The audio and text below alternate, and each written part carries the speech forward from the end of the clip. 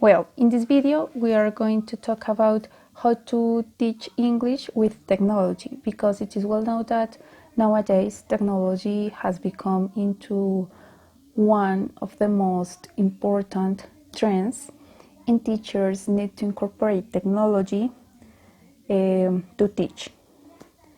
In this case, technology can provide us many knowledge opportunities, but we have to keep in mind what kind of population we are going to try with in order to know what kind of activities we are going to develop with them. So we need to look for every single tool technology has for us and learn how to use them in an appropriate way. Well, the first aspect we can find in the text is using websites in the classroom. The main objective of this text is to help teachers to start introducing, to start using, to start getting in touch with technology in the classroom to facilitate the English teaching process. It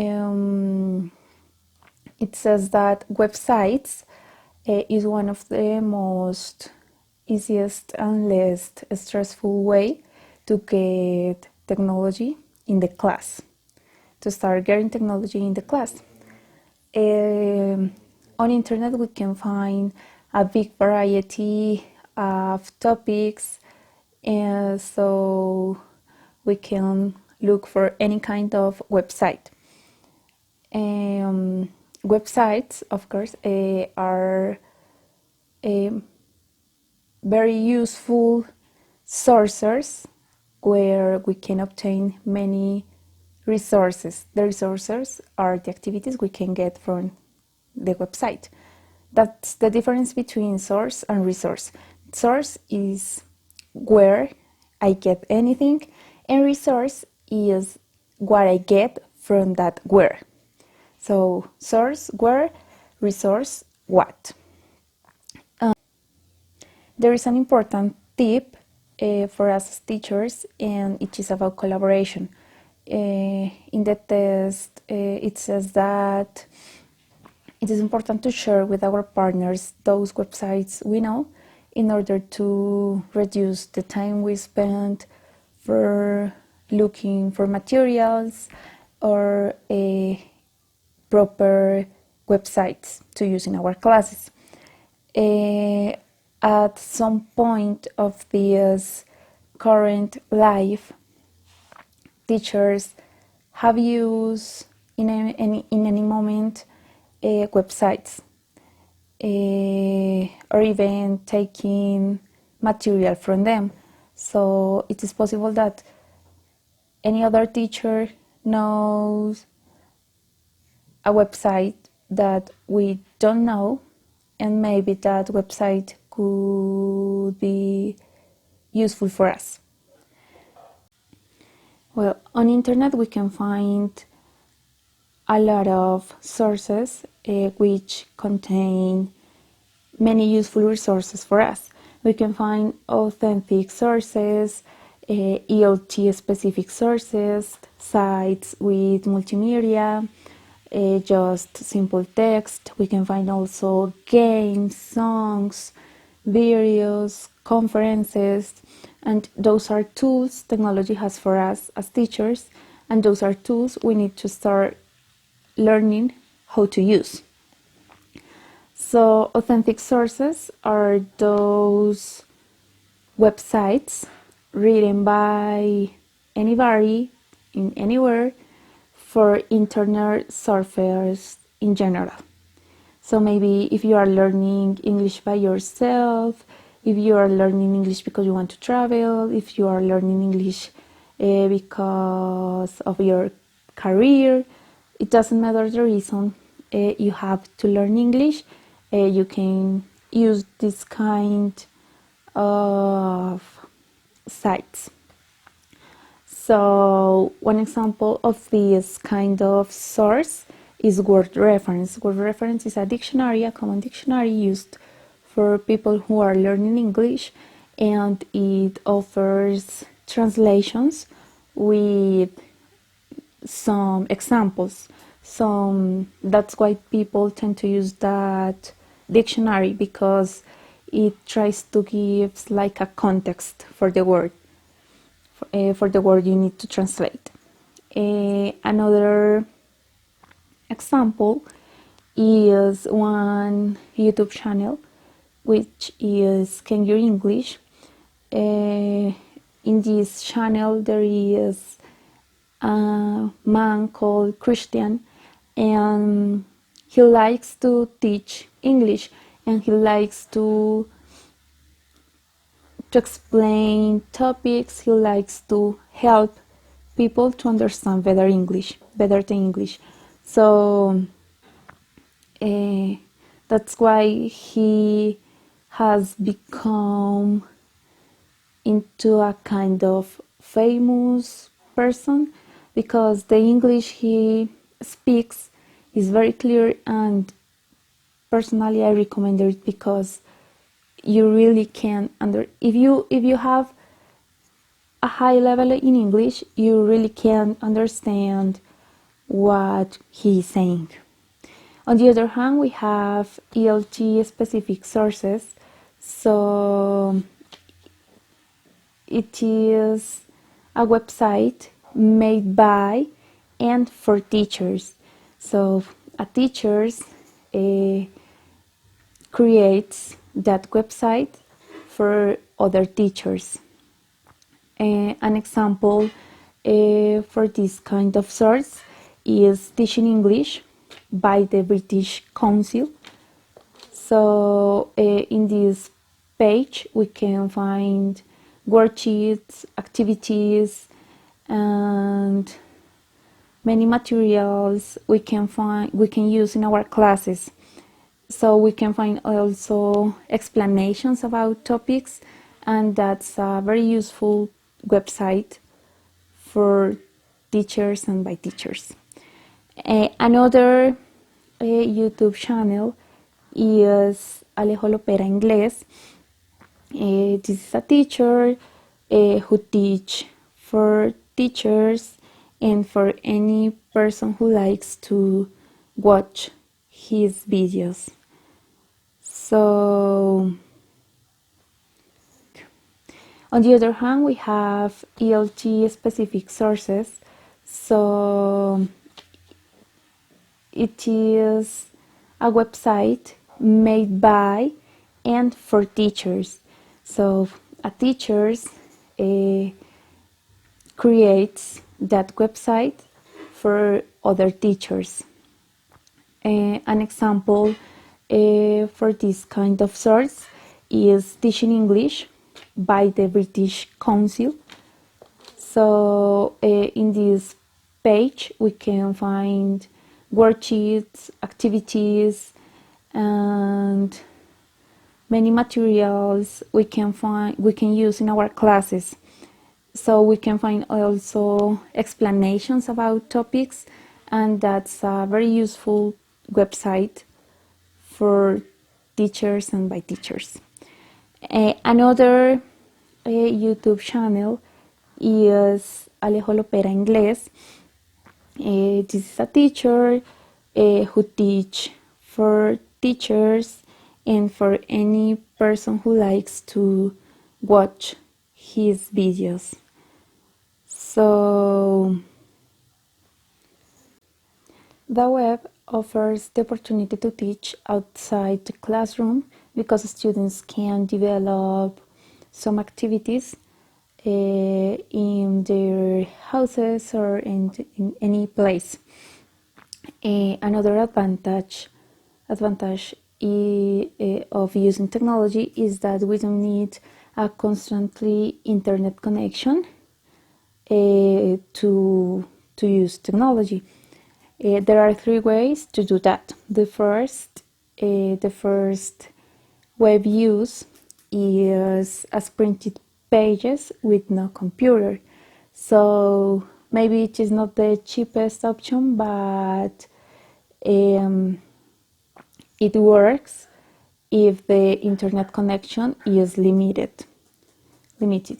So we can, as teachers, look for 2 or 3 activities and make photocopies for the class and work all together with the photocopies and that with the resources we get from any source.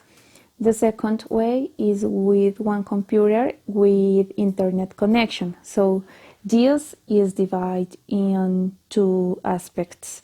So the first is connect the computer to a projector or interactive whiteboard.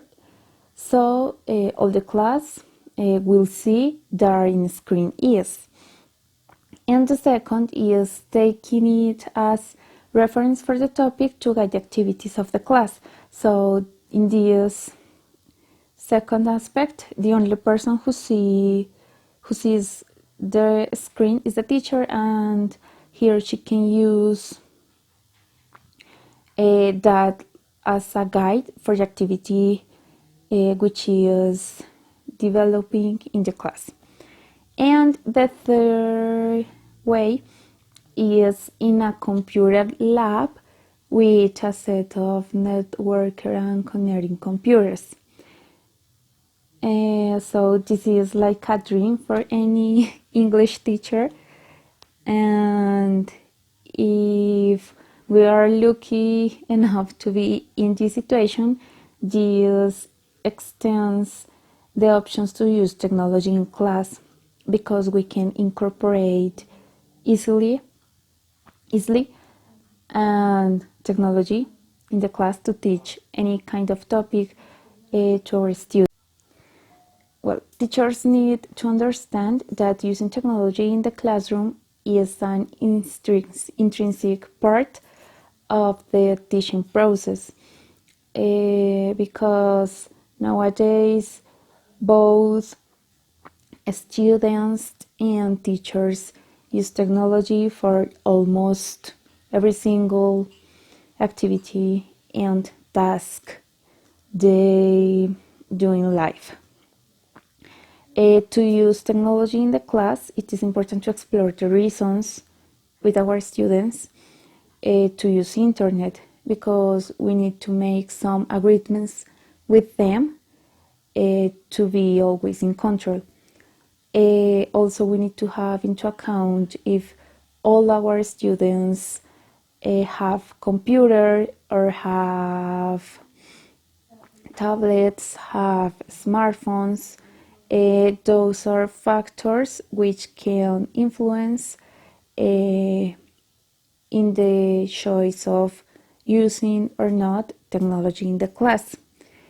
We can tell the learners that with technology we can build vocabulary, we can improve our skills, our language skills, in order to get a better level. Another important thing to consider is the English level of the learners, because depending on the English level, we can use different websites or different materials taken from that websites. For lower levels, we can use songs and videos which can result funny for them.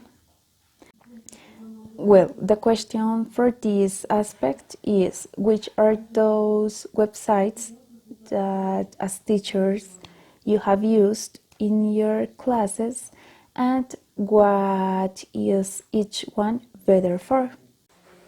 Well, the second aspect we find in the test is ELT websites or authentic materials. So the choice of websites we are going to use depends on, first, what we want to achieve with that website. Second, the kind of material or activity we want to find. And third, the English level of our learners. because we have to be equal with those aspects if we want our learners really learn. It says that authentic materials, authentic sources are those websites which are not created with the language learner on mind. So maybe some students can find those websites too difficult for them because it is possible that they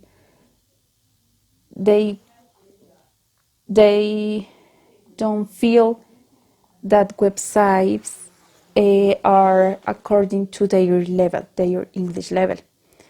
So also it says that ELT websites provide content that learners can use by their own.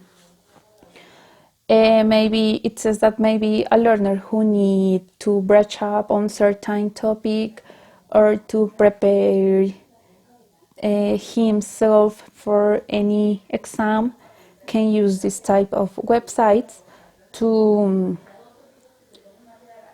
start practicing what he or she has learned. Well, obviously, both authentic or EOT websites has advantages and disadvantages. Of course, the choice that we as teachers make needs to have the approbation of our students, because we have to make some agreements, some class agreements, because if we are going to use technology in class, use technology for class, for our students as homework, as a class activity, whatever, we need to make agreements with them. So that's the question for this aspect, guys. What are the ELT websites' advantages and disadvantages for the teaching English process? Hi everyone, I'm going to talk to you about how to find useful websites. For most of teachers, it's a daily activity because there's a lot of information and sources on the internet. But if we can acquire this ability, it can help a lot in terms of finding useful resources quickly, speeding up the lesson planning, and to facilitate the web use in class.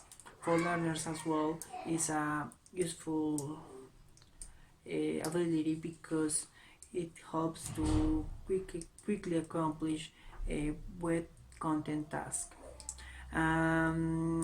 It is a good idea for teachers to spend time sharing and improving these skills in class in order to enhance the learning experience. Now let's talk about three basic ways to search through internet. The first one is search engines. Search engines are defined for using keywords. This can be similar to a telephone directory, so you can look for a word and then the search engine shows you all the results related to that word. There are search engines such as Google, Mozilla Firefox, Internet Explorer, and so on.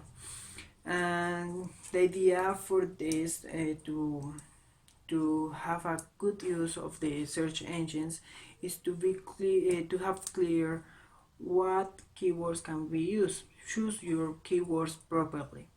And for this, there are three techniques that we can use. The first one is more is less. As much specific you are with your keywords, the less result you are gonna get. And this helps to you for have more accurate results. The second technique is phrase search. For example, if you're interested on looking for a lyric song, you can use inverted commas and in the phrase that you're interested on, and then the results that the search engine is going to show you are the web pages that talks about the phrase that you have wrote. The third technique is to visualize the web page that you would like to find. Let's say that we are interested on adopt a pet, and so we want a website where is colors, photograph of the animals that they have, for example, all the information related to the adoption, where is the place of this establishment. So visualize the ideal website that you want, and then you can know what to look for. The second basic way is subject guides. This is different from the latest one. That remember that the first one was using keywords. This one is using titles. It is a title search. We can associate it with a library. You are looking for a specific title, and that's the result that we're gonna get.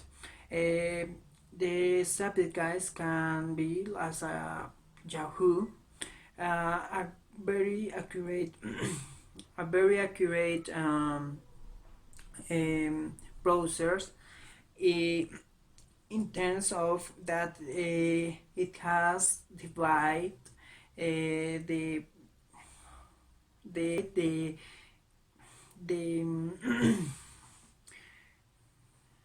it is divided into categories and subcategories. For example, there are categories for entertainment, business, news, trendy, and so on. And you can add those subcategories as filters to get a more detailed information about what you're searching for. The main characteristic of this is that the users already know what they are searching for. The last basic way is real language searches, like Ask. This kind of searcher allows us to make simple question as a search queries. After the question, it's gonna show you the possible answer and the links related to that question.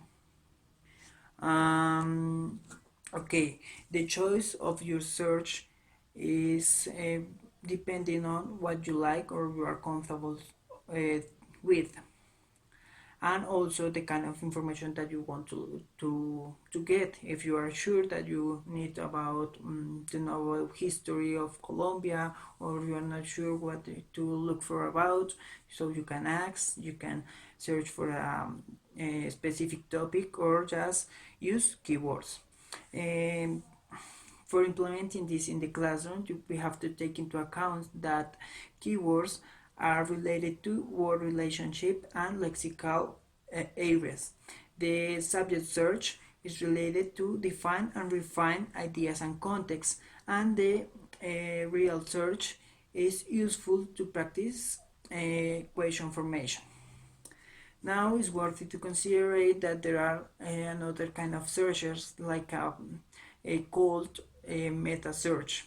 Those search make use of more than one engine searcher. For this reason, they're gonna give you results and more information about what you're looking for, and they're going to be a balance, because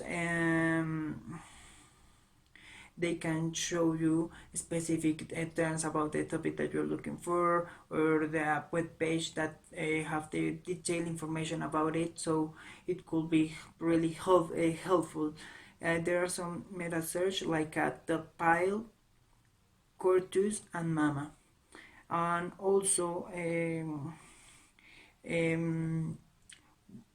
whenever we use a search engine, we should pay attention to the hints or the advice that the search give us to get a more detailed information. Now let's talk about how to evaluate a website. Once you have found a possible useful website, you need to evaluate it in terms of how can it help me in the class or in the lesson that I have planned. For this reason, you need to take into account the aims and the objective that your lesson has.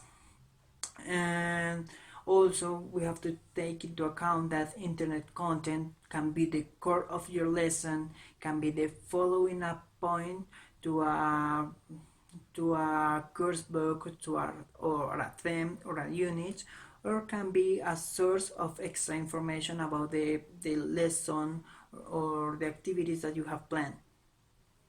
There is a standard criteria to evaluate the websites, and there are accuracy, currency, and content and functionality. The first one, accuracy. Let's think about who write this page. Is this person an expert of the topic that you were looking for? So we can check the qualifications and experiences that another user has had. And also we need to know if this information is reliable and correct. So for this we can check on another web page that are related to the topic that we are interested on, and verify if the information is reliable. Now talking about currency. Currency means if the web page is updated, when was the last update for this page, and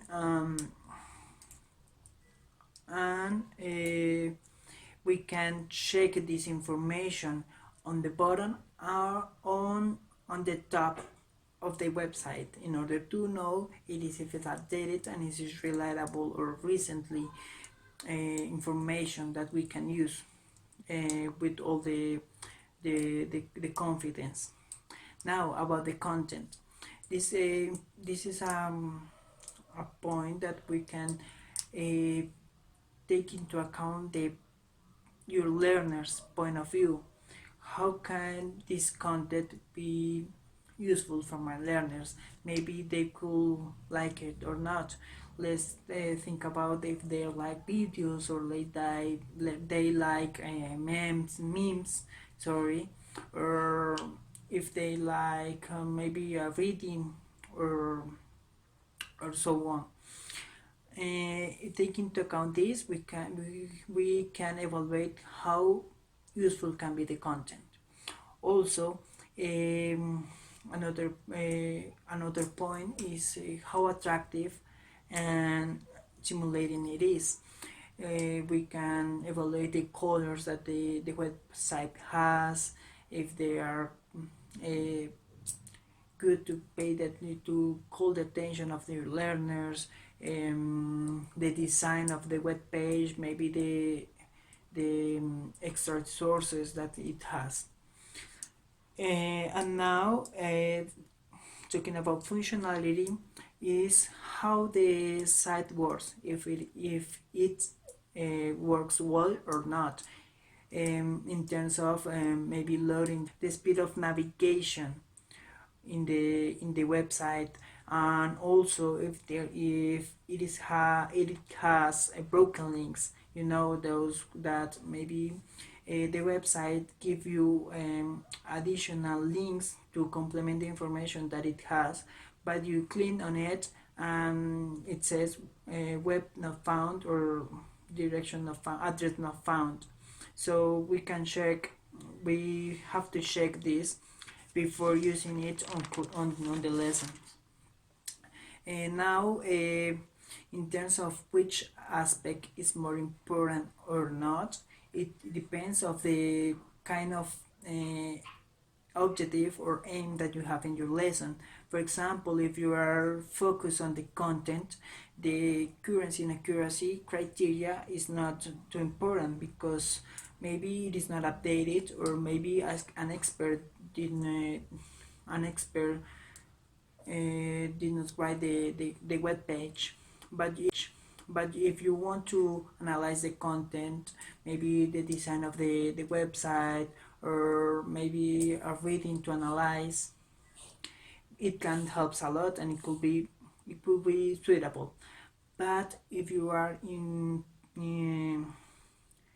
interested on that your learners make I don't know, a presentation, or take notes about the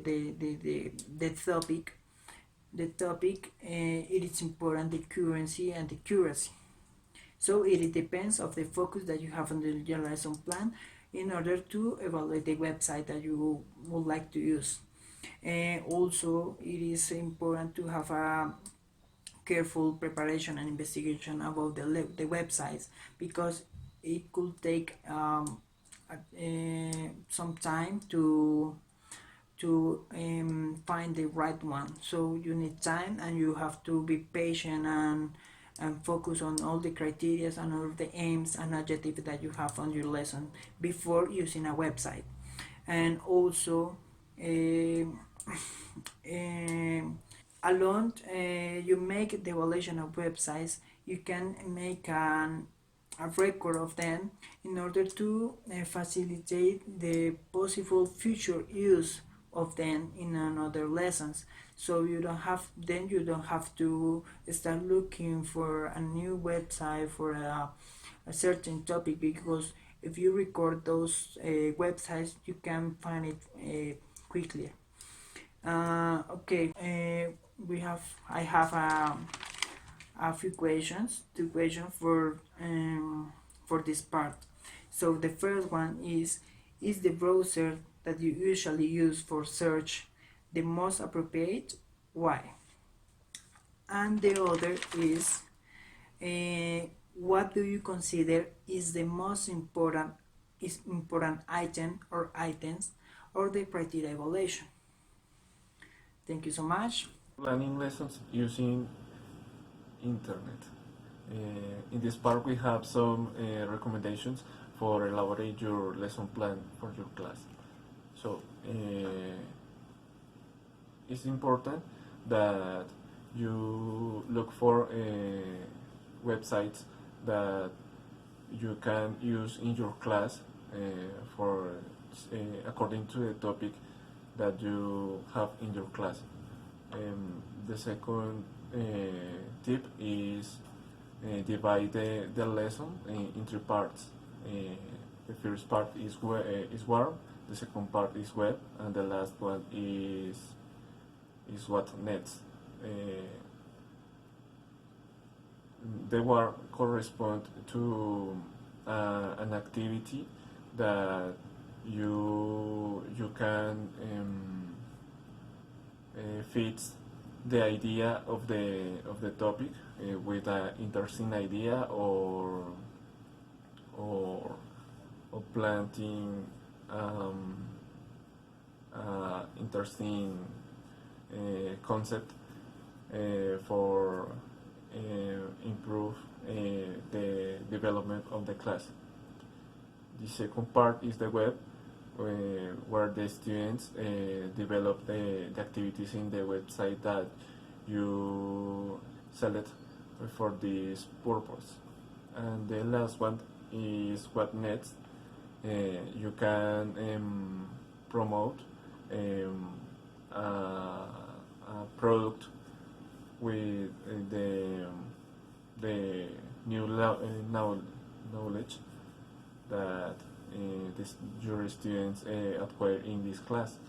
For example, a group conversation, or a writing or speaking, but you can planning or other activities like games. Finally, I have a question for you. And what other activities would you use after the web activity, different to writing and speaking? Working with lower levels of language proficiency. In this part, the author states that it is possible to use websites with lower level classes. However, it is important to take into account that it is more limited because of the content and because of the topics that we use with lower levels than in higher levels. And maybe that it will be necessary to make the lessons shorter than the lessons with higher levels. The author give us some tips to choose websites for lower levels. He said that is more suitable for lower levels websites with simple, clearly and easy to understand the text, the topics in the website, also with non-linguistic data that it is easy to understand, like charts, pictures, tables, and those things. Also, websites with visuals like pictures too, drawings, and those things. And finally, ELT websites. Those websites that were made for taking into account that kind of learners. That was written, edited, and prepared with this kind of learners in mind. Flashcards and crosswords. We have here an example. If we go to grammar and vocabulary, we have here that they first gave us an example of how can we learn some rules and some tenses. After that, we have some videos that explain too, or some songs and those things. And finally, we have some activities that are like games. We have here two examples that are actions, verbs, and clothes. We can use this so they can learn many words, many vocabulary, and they can use it in the classroom, in their environment. Using this, we can make some activities at the end of the class. We can ask them, for example, to describe their classmates, to tell us what kind of actions they like to do, what kind of clothes they usually use, and those things. And in that way, we can complement our class using the website and using those tools that those websites can give us. The author gave us an example in which he used a website that has an activity called Words Borrowed from Another Languages. And basically, he shows us how can we complement our classes using websites, like making questions about the topics, and creating sentences, using the new vocabulary, playing games in pairs, individually, in groups, and those kind of things. The website he uses doesn't exist anymore. However, we have here an example of a website that is really interactive. This website has like 6 parts, and it is listening and watch, and there are videos. There is another that is read and write, and you can practice your reading comprehension, and you can create some text. Also, we have here speak and spell, and it shows you how to pronounce well, and how to learn how to write correctly some words and those things.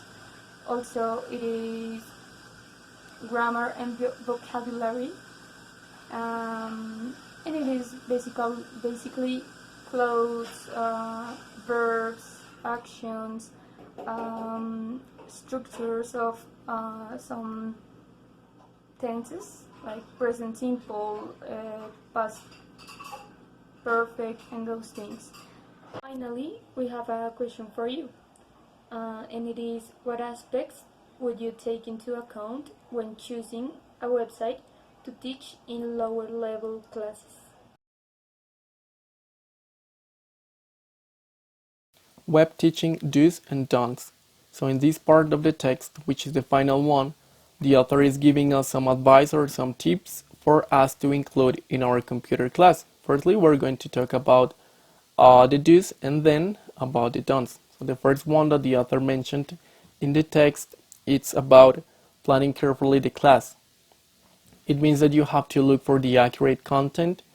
Also, you have to keep in mind factors like the age, the social background, the topic that you are teaching, and a lot of different things for you to select the more accurate website for children to carry on with the class.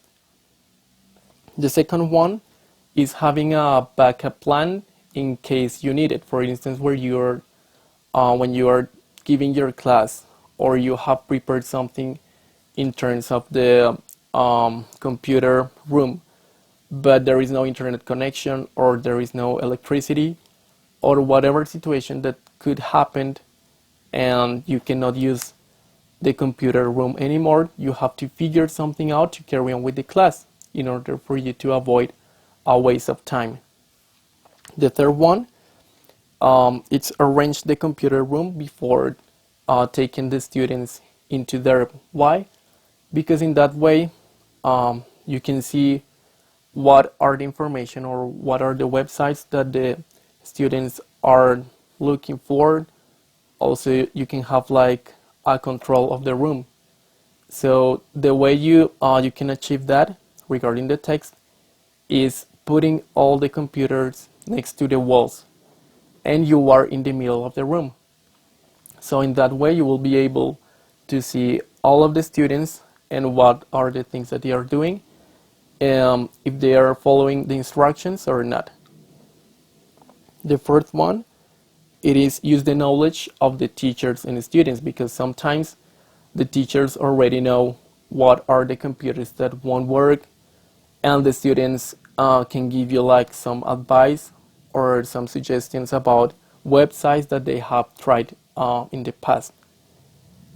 The final one about the do's is to that if there is more than one website that you will use in your class, it is better for you to keep that in the bookmarks, or to save that information before taking the children into the computer room, because otherwise you will spend a lot of time looking for all of the websites that you will need to that class, instead of just letting that information in there for them to access once you like give the instruction.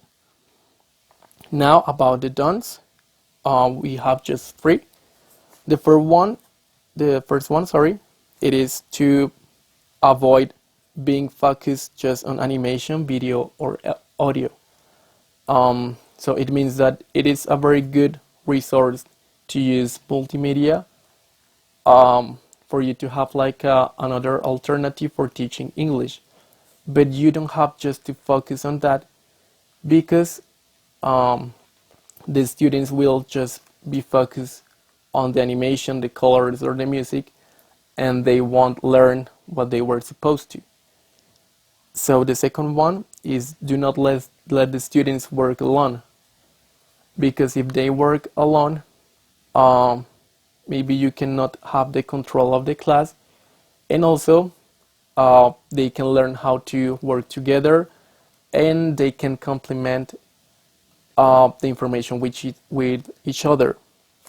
And the last one is that you also have to keep in mind that not all of the content will be suitable for children. So remember that there are filtering software in case you need it, because sometimes they can look for information that they are not allowed to, information that could be like harsh for their age. So you have to like take a control of that, and also taking a look that they are doing the things that they are supposed to in terms of the activity for the class that you prepared for them.